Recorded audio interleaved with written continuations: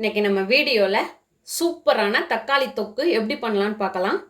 அதுக்காக நான் 6 பெரிய தக்காளி எடுத்து இது போல் ரஃப்பாக கட் பண்ணி எடுத்து வச்சுருக்கேன். 1 டீஸ்பூன் சீரகம், 1/2 டீஸ்பூன் வெந்தயம், 2.5 டீஸ்பூன் தனி மிளகாய்த்தூள், ஒரு 15-17 பூண்டு தோல் உரிக்காமையே எடுத்து வச்சுருக்கேன். ஒரு சின்ன நெல்லிக்காய் சைஸ் அளவு புளி எடுத்து வச்சுருக்கேன். தாளிப்புக்கு கடுகு, கருவேப்பிலை, உப்பு தேவையான அளவு, நல்லெண்ணெய் தேவையான அளவு. இப்போ எப்படி செய்யலான்னு பார்க்கலாம். இப்போ ஸ்டவ் ஆன் பண்ணிவிட்டு ஒரு பாத்திரம் வச்சுருக்கேன். இதில் நம்மளோட தக்காளி எல்லாத்தையும் சேர்த்துடலாம்.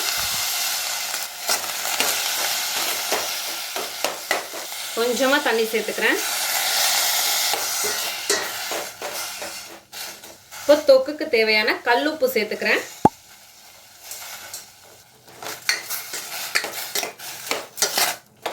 அப்படியே வதக்கி விட்டுட்டே இருப்போம். இதோட நம்ம எடுத்து வச்சிருக்க புளியையும் சேர்த்துடலாம்.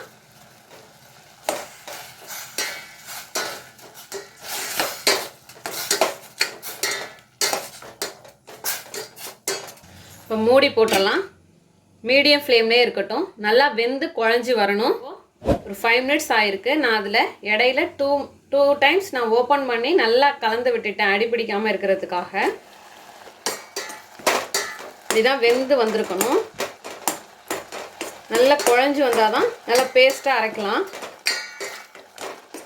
இப்போ ஸ்டவ் ஆஃப் பண்ணிடலாம். இது ஆறுனதும் மிக்ஸி ஜாரில் சேர்த்து பேஸ்ட்டாக அரைச்சி எடுத்துகிட்டு வந்துடலாம். ஒரு மசாலா ரெடி பண்ணிடலாம். ஒரு கடாய் எடுத்துகிட்டு இப்போ அதில் கொஞ்சமாக வெந்தயம், அதோட சீரகம்,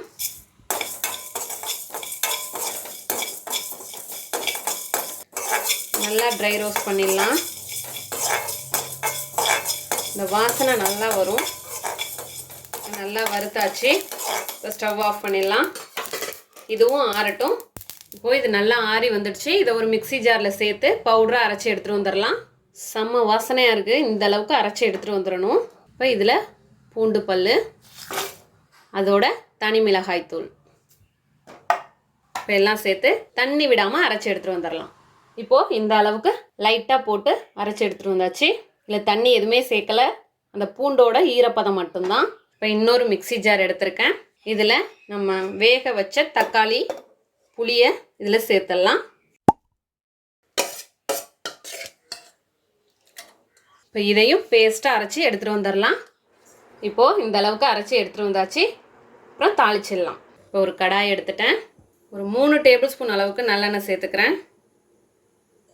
எண்ணெய் சூடானதும் கடுகு, இப்போ கடுகு வெடித்ததும் கருவேப்பிலை,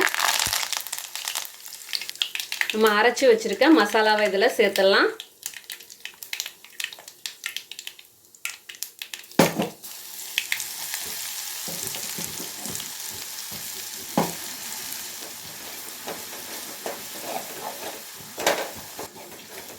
இந்த எண்ணெயெல்லாம் நல்லா அப்சார்ப் ஆகிருக்கும். ஒரு 2 நிமிஷம் இப்படி வதக்குனதும் இப்போ நம்ம அரைச்சி வச்சுருக்க தக்காளி பேஸ்ட்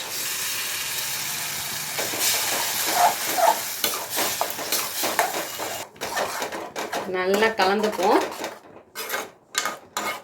2 பேஸ்ட்டும் நல்லா மிக்ஸ் ஆகி இந்த எண்ணெய் பிரிஞ்சு வரணும். இந்த ஸ்டேஜில் உப்பு செக் பண்ணிக்கோங்க.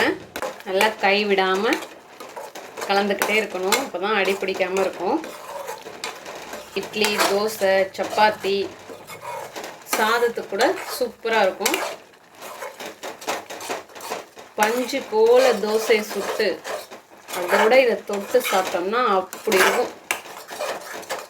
இப்போ பாருங்கள், நல்லா எண்ணெயெல்லாம் பிரிஞ்சு அப்படியே சூப்பராக ரெடியாகி வந்திருக்கு நம்ம தொக்கு. இந்த அளவுக்கு நல்லா வெந்து சுருண்டு வந்திருக்கணும். அவ்வளோதான், நம்மளோட அருமையான அற்புதமான சூப்பரான தக்காளி தொக்கு தயாராகிடுச்சு. இதே போல் நீங்களும் உங்கள் வீட்டில் செஞ்சு பார்த்துட்டு எப்படி வந்துச்சுன்னு கமெண்ட்டில் சொல்லுங்கள். தேங்க்யூ.